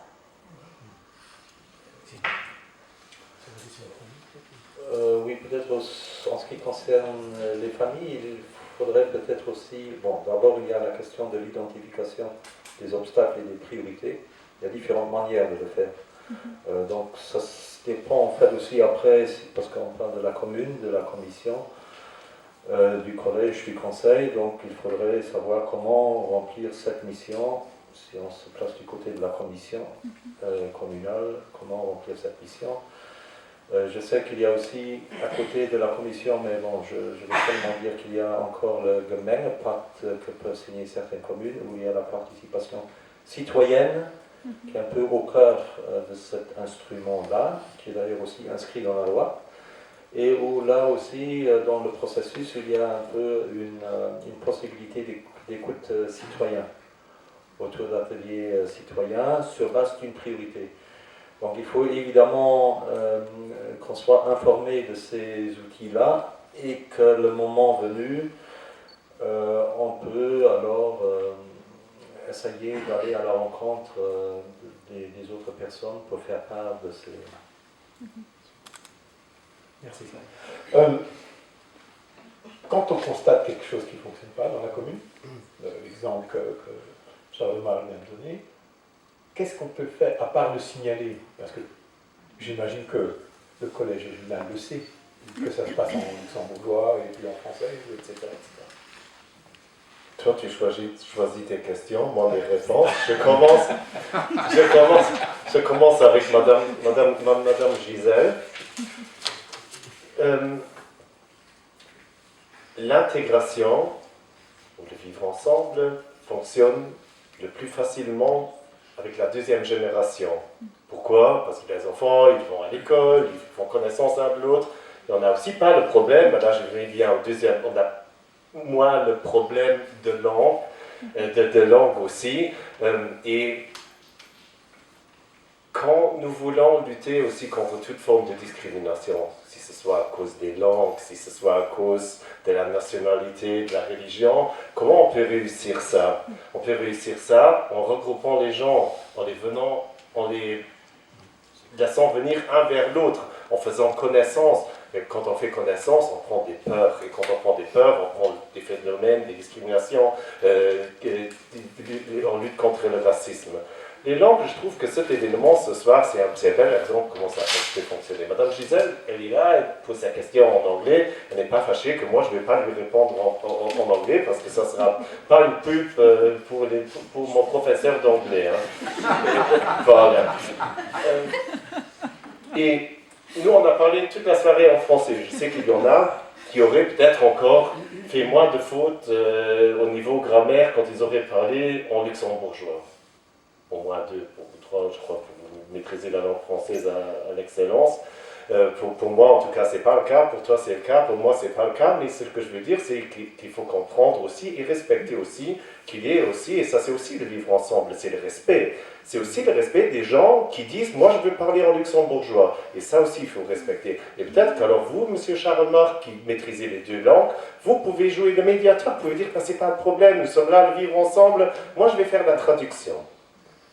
Ça, c'est quelque chose d'extraordinaire au luxembourgeois. Et pourquoi les gens, peut-être, n'osent pas de parler des langues qu'ils ont quand même appris et qu'a priori, le savent le faire, mais ne le font pas parce que c'est peut-être un problème de notre système d'éducation. Moi, je n'ai pas le problème, comme je le prouve, de parler aussi des langues qu'on ne maîtrise pas à 100%. Mais notre système d'éducation est celui-là qu'on se gêne pour dire des choses, ne pas trouver les bons mots. C'est aussi quelque chose qu'il faut aussi prendre en compte. C'est-à-dire, quand je parle du vivre ensemble, de l'intégration, chacun a son rôle à jouer et aussi à faire peut-être une sorte de médiateur dans ce domaine-là. Je pense que ça, c'est aussi veiller au respect des valeurs du vivre ensemble interculturel, une des missions de la commission du vivre ensemble, qui est d'ailleurs consultative, même si ce n'est pas dans le nom, parce que toutes les commissions consultatives,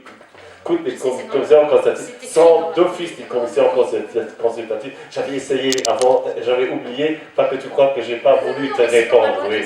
Mais c'était pour raccourcir. C'était d'ailleurs vraiment pour raccourcir, mais toutes les commissions sont consultatives. Là. Ok, sur les langues, et puis je viendrai chez toi, Martine, mais si on constate que quelque chose ne fonctionne pas, par exemple, l'accueil du citoyen quand il vient dans la commune.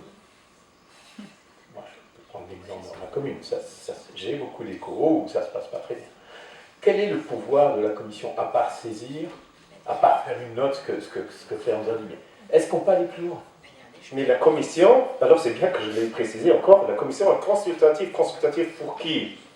Pour le collège échevinal, pour le conseil communal, et c'est ça le rôle. Quand ils constatent des choses, ils peuvent dire, nous, en tant que commission, on a discuté, on a constaté que, et ça, ce sont nos idées pour améliorer. Consultative, il y a d'autres commissions qui fonctionnent de façon qu'il y a même le collège échevinal qui dit à la commission, nous on a besoin d'un avis justement sur cette thématique.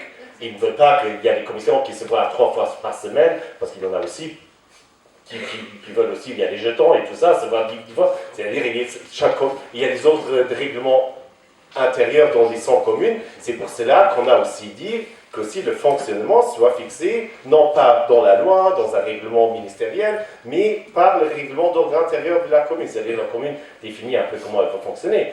Mais rien n'empêche que la mission fondamentale de chaque commission communale, comme aussi celle-ci, est qu'elle est consultative pour le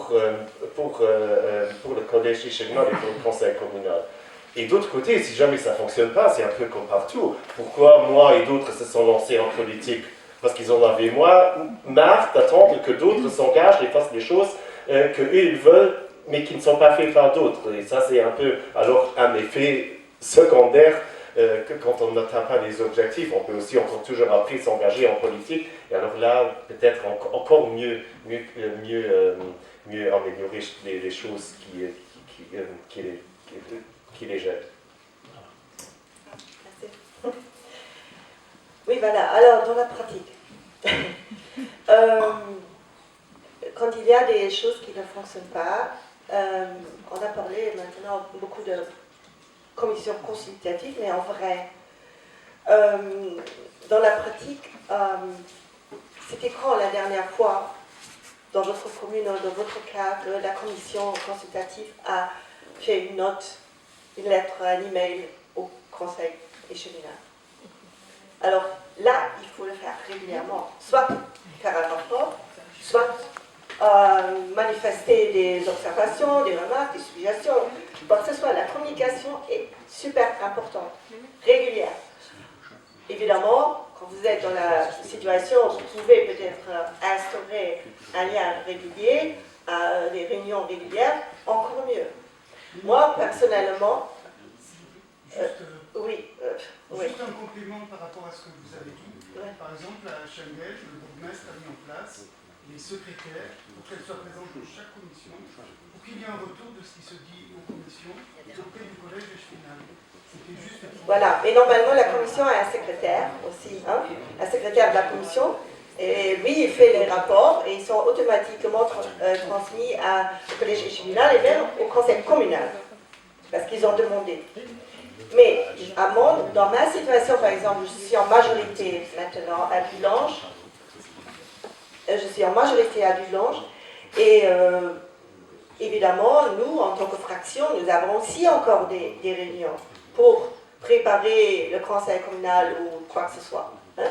Alors là aussi, hein, et parfois, moi j'ai la présidence de plusieurs commissions, et moi je fais là aussi encore une fois un rapport, et mes suggestions, mes doléances, voilà, et mes observations, ou bien des gens qui m'ont parlé de telle et telle situation, et parfois ils me mettent à la porte et je rentre par la fenêtre. On doit aussi être persistante, ou comment on dit, oui, et ça, c'est aussi un peu le jeu. Merci, je pense que cet échange ici a clarifié beaucoup de choses aussi sur le rôle et le pouvoir qu'on peut avoir. Je vais juste prendre deux questions parce qu'après on va terminer, parce que vous allez tous être fâchés de nouveau sur moi, parce que je dépasse du temps, parce que je n'arrive pas à canaliser mes intervenants. Il y a Joe et Sergio.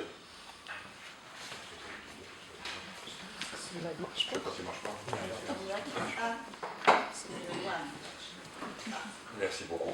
Mon nom c'est Joe Gomez, donc je ne suis pas dans la commission consultative. Chez moi à Pétange, c'est Anna la présidente, c'est pas moi. Mais je suis président de la Maison des Jeunes, je suis président de l'association des parents, représentant des parents, actif en politique et syndicaliste. Je crois que j'ai tout couvert. Donc, ma question à Monsieur le Ministre, c'est quel vivre ensemble est-ce que nous voulons? Vous parlez du concept, pour moi, désolé si quelqu'un travaille là, mais c'est le concept Ernst Young. Je peux aller à midi jouer au squash et je peux aller après le travail quelque part. Par contre, toutes les femmes de ménage qui travaillent jusqu'à 10 heures et ceux qui travaillent dans la construction, qui travaillent à Luxembourg et à Telbruck, comment est-ce qu'ils peuvent vivre ce vivre ensemble, eux? Une piste aussi, parce que je suis très court, une piste aussi comment toucher les frontaliers. Ils sont ici à la gare, sur les quais, dans les trains bondés pour rentrer à la maison. Un des meilleurs endroits pour les toucher, c'est là. Sur l'autoroute aussi, mais c'est plus compliqué. Ça veut dire qu'on risque de se faire écraser. Mais en tout cas, à la gare, ils sont là, les frontaliers. Pendant les 5 prochaines années, puisque la commission a été constituée un peu plus tard, après effectivement tous les 6 ans, c'est très dur de les toucher ponctuellement. C'est un travail de longue haleine, il faut être sur le terrain tout le temps. Donc des campagnes de pub, peut-être, s'imposent. Pour tout le reste, la communication risque d'être compliquée, mais il y a beaucoup de pistes. Et bon, moi j'assume plusieurs fonctions. Je peux faire les touchpoints, mais tout le monde n'est pas logé à la même enseigne. Il faut réfléchir aussi peut-être à ce moment-là.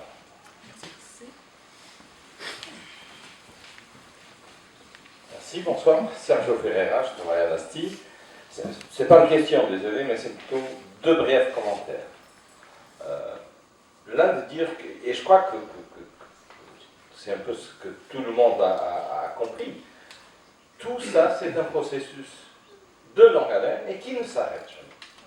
Moi je trouvais toujours intéressant quand j'ai commencé à parler un tout petit peu de luxembourgeois en m'aventurant et en commettant pas mal de fautes. Dès que je sortais quelques mots en luxembourgeois, on me demandait « Ah, donc tu es bien intégré !» Et là, je me suis demandé plusieurs fois, mais est-ce qu'il y a un intergramomètre pour mesurer cela? Et c'est entre autres pour cette raison que l'ASTI, notamment, n'est pas cru. On a tout fait pour sortir de ce concept d'intégration. Et d'ailleurs, comprendre qu'ils sont aussi intégrés nous-mêmes, puisque plusieurs fois ici, il a été répété le mot intégration pour nous référer au vivre ensemble. Je propose, quand on ne veut pas dire vivre ensemble, sinon on le répète à l'exhaustion, qu'on parle de participation. Et c'est là aussi, parce que, avec toute raison, comme Madame vous l'avez dit, l'approche doit être holistique, doit être globale, doit être dans sa globalité. Ce n'est pas par hasard non plus que l'ASTI a ce positionnement de dire que tout élément est fondamental pour l'intégration. Si moi, citoyen de pays tiers, je ne suis pas, mais je pourrais l'être, j'ai un bon travail, pas de souci, mais j'ai un souci pour faire venir ma famille.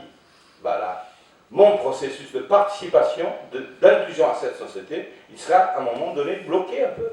Et donc c'est pour ça aussi que, pas seulement en tant qu'ASTI, mais la question de la participation politique, elle est fondamentale. Si, brièvement, une minute, si un responsable communal, un politique qui veut être élu, c'est que Gisèle, elle est inscrite, ben, elle va peut-être s'adresser à vos besoins, à vos nécessités.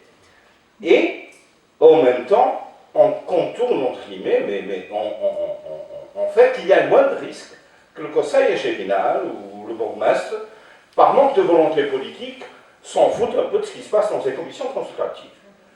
Je caricature. Je caricature tout en disant très clairement qu'il y a des communes, encore aujourd'hui, qui s'en foutent carrément de vivre ensemble. Et moi, j'ai vécu l'expérience dans la législature passée. J'étais membre de la commission de la commune, on s'est vu 3 fois. J'habite à la Moselle. Première fois pour boire un verre tous ensemble. Deuxième, toutes les commissions. Deuxième fois, nous, commission de vivre ensemble, de l'intégration à l'époque, pour boire un verre nous-mêmes. Troisième, pour faire un agenda pour travailler. Donc on a fait l'agenda, on n'a pas travaillé. Donc la volonté politique des conseils échevinaux, elle est fondamentale. Et on peut s'assurer qu'ils vont faire quelque chose si nous-mêmes nous assurons de participer. Pour la question de votre sujet, on parle après, je voudrais vous dire quelque chose.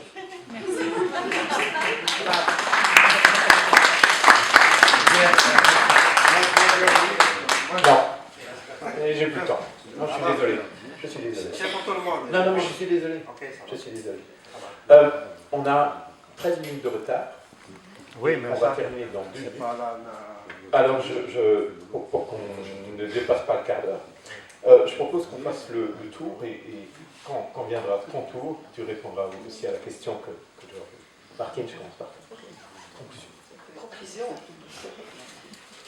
Alors, conclusion. Moi, je trouve que l'intégration, ou plutôt le vivre ensemble, quelque chose qu'on a toujours dit maintenant, c'est un processus qui ne s'arrête pas là. Hein. Et je crois qu'il faut le dire, qu'il faut le voir aussi un peu plus large. Pour moi, et d'ailleurs aussi pour les responsables politiques de ma commune, c'est quelque chose de, oui, un service aux citoyens, de fournir ce qu'ils ont besoin, de faciliter la vie.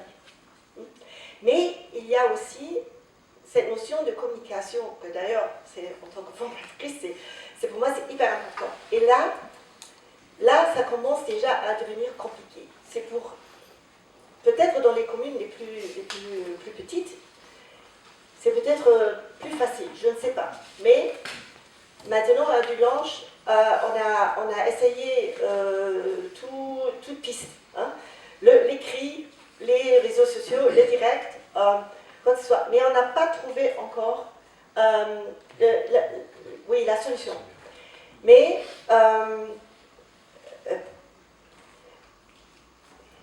je veux dire, pour moi, c'est la visibilité qui manque pour le moment.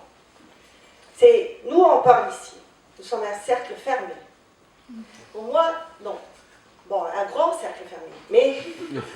Mais quand même, moi, je m'intéresse à les 40% de ma commune. Et on est loin de ça. On est loin. Pourquoi? Mais parce qu'en général, on ne touche uniquement une partie des gens, des citoyens. Et là, on doit, je crois, faire encore des efforts. C'est de la communication. C'est y aller où les gens y sont.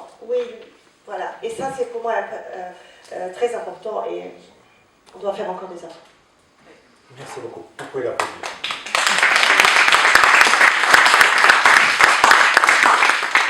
Alors pour conclure, moi je dirais que j'ai des attentes vis-à-vis de toute cette nouvelle commission. Je parle des commissions communales qui viennent de se mettre en place.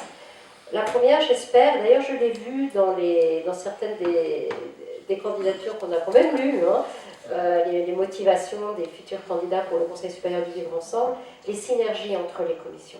Faire travailler les commissions entre elles, soit à un niveau géographique parce qu'il y a une proximité. Moi, j'ai été présidente d'une commission à ce moment-là d'intégration et c'est vrai que j'avais envie de voir ce qui se passait chez mes voisins. Mais c'était extrêmement compliqué, comme si les communes étaient fermées. Proximité, je ne veux pas partir sur des grésilles ou des choses comme ça qui existent déjà et c'est parfait. Bien sûr, c'est très très bien. Mais peut-être créer plus de synergie et je pense qu'on a des outils comme l'outil digital. On pourrait mettre en place des systèmes de plateformes digitales pour créer des synergies, des échanges entre les commissions. Donc il y a cette première attente que j'ai, vraiment créer des synergies. La deuxième attente que j'ai aussi, c'est faire des bilans. Je pense qu'on est en train de lancer une nouvelle loi, des tas de nouveaux instruments. À un moment donné, ça serait bien de créer par des indicateurs qu'on va construire, des systèmes de monitoring pour voir qu'est-ce qui marche pas, comment est-ce qu'on peut réorienter les choses parce que ça n'a pas marché. Des bilans aussi, on en a parlé quand le CEFIS est venu à la commission, revenir dans 3 ans pour nous refaire un petit reset un petit peu, pour nous dire voilà, est-ce que vous êtes bien encore dans votre paradigme. Et puis je vais terminer par une dernière chose qui moi me tient vraiment à cœur. Je pense que ce qui est très nouveau dans cette loi, c'est qu'enfin, on va pouvoir avoir les luxembourgeois avec nous. Et ça manquait, parce que quand on parlait d'intégration, moi j'ai beaucoup travaillé avec, quand j'étais dans la commune, et d'ailleurs j'ai été élue par des luxembourgeois, parce qu'à ce moment-là, le taux de participation était tellement faible que ce n'est pas les étrangers qui m'ont élu, ce sont les luxembourgeois, et j'ai une énorme reconnaissance, qui partira jamais, mais j'ai besoin des luxembourgeois. Comment allons-nous pouvoir? Donc il faut qu'eux aussi, et ça rejoint ce que tu disais Sergio, cette fameuse volonté. Quand on aura des conseillers communaux qui enfin auront intégré, voilà le mot intégration, auront intégré le fait que le vivre ensemble c'est pour tout le monde, et que, bah oui, eux ça fait un moment qu'on les a laissés tomber en fin de compte. Parce qu'on leur a parlé d'intégration, ça ne les concernait pas vraiment. Alors que maintenant on va leur parler de vivre ensemble interculturel. Et ça c'est pour tout le monde. Voilà. Et puis patience. On propose donc des évaluations le moment venu, parce qu'on est au début de la loi, sur base d'indicateurs. Qu'est-ce que c'est le vivre ensemble interculturel?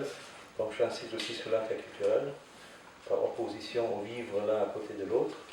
Et puis je pense aussi qu'il ne faut pas oublier dans le vivre ensemble interculturel les couches sociales différentes. Donc il y a un monsieur qui avait cité la situation des personnes de ménage, des agents de ménage. Il y a d'autres personnes qu'il faut aussi avoir dans le bateau. À tout est bien tout à l'heure. Je peux me permettre de conclure. J'ai bien aimé la table ronde qu'on a eue et j'aimerais bien conclure en répondant à la question. Parce que vous m'avez posé la question, on n'a pas pensé à la femme de ménage, par exemple, qui travaille des heures différentes. Mais justement, ça, c'est le but. En fait, on doit créer des synergies, nous devons travailler ensemble, nous devons trouver des idées, nous devons apprendre un de l'autre, profiter peut-être aussi des expériences, parce que nous allons aussi faire des fautes dans les 100 communes. On va faire des fautes, et alors apprendre et peut-être... Ça va fonctionner ailleurs, ce qui n'a pas fonctionné à Villeblanche, peut-être que ça fonctionne à Clairvaux, je ne sais pas pourquoi, ou peut-être qu'on peut profiter de l'expérience si quelque chose n'a pas fonctionné à Villeblanche et on va le faire mieux à Clairvaux. C'est justement ça pourquoi nous avons épaulé les communes avec les coordinateurs et avec les conseillers. Et d'ailleurs, à cause de ça, déjà seulement à cause de ça, ça ne va pas arriver avec la commission, ce qui s'est passé à Sergio. Parce que les communes, ils doivent livrer quelque chose, ils ont des moyens financiers qu'ils reçoivent aussi du ministère de la Famille pour avoir l'échange avec les coordinateurs, avec les acteurs qui vont toujours... À nouveau, c'est pour ça que j'ai dit, c'est essentiel aussi de les épauler avec les CEFIS, avec l'ASTI, justement aussi quand ils ont peut-être eu aussi un moment où la motivation est un peu perdue, on a peut-être des moments comme Sergio où il se disait rien ne se passe, peut-être toujours à activer, à dire qu'est-ce qu'on peut faire encore de bien, comment on peut développer des idées. Je crois que ça c'est aussi un rôle essentiel aussi des coordinateurs et aussi du conseiller et aussi d'ailleurs du ministère. Et des acteurs conventionnés avec mon ministère pour garder la motivation haute dans les commissions, parce que l'intégration ou la participation à vivre ensemble, en fait, n'importe comment on l'appelle, c'est la même chose qu'on veut, que ça fonctionne encore mieux comme ça le fait pour l'instant.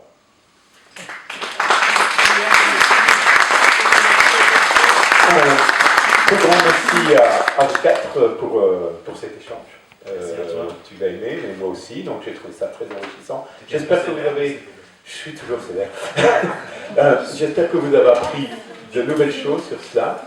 Et puis je vous donne rendez-vous au fond de la salle pour prendre un verre et partager, car c'est le but de notre vivre ensemble. Merci beaucoup.